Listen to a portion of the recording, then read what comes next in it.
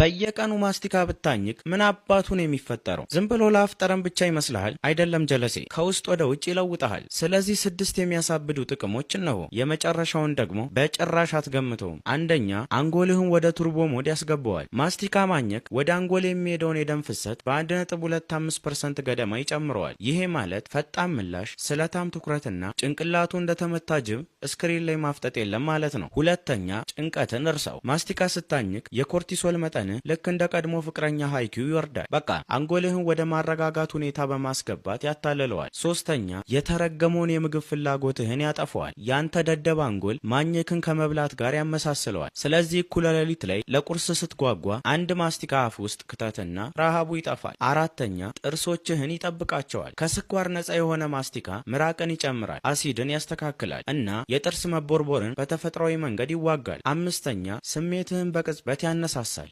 የሚያስጠላ ስሜት ላይ ነህ፣ ማኘክ ጀምር። አንጎል ዶፓሚን ይለቃል፣ ኃይልህ ይነሳሳል። እናም በድንገት ህይወት ጣፋጭና አሽቃባጭ ትሆናለች። ቁጥር 6 አልማዝ ሊፈጭ የሚችል መንጋጋ ይገነባልሃል። አዎ ይህ የተረገመ እውነት ነው። ማኘክ የመንጋጋህን ጡንቻዎች ትንሽ ስፖርት ያሰራቸዋል። ያስቃል አይደል? ፈታበል። አሁን የማስቲካ ሱስ እንድትጀምር እየነገርኩ አይደለም፣ ግን ይሁን። ከዚህ የከፉ ልማዶች አሉ። የሚመችህን ማስቲካ ኮመንት ላይ አስቀምጥልኝ። ፎሎ ማድረግ አትርሳ።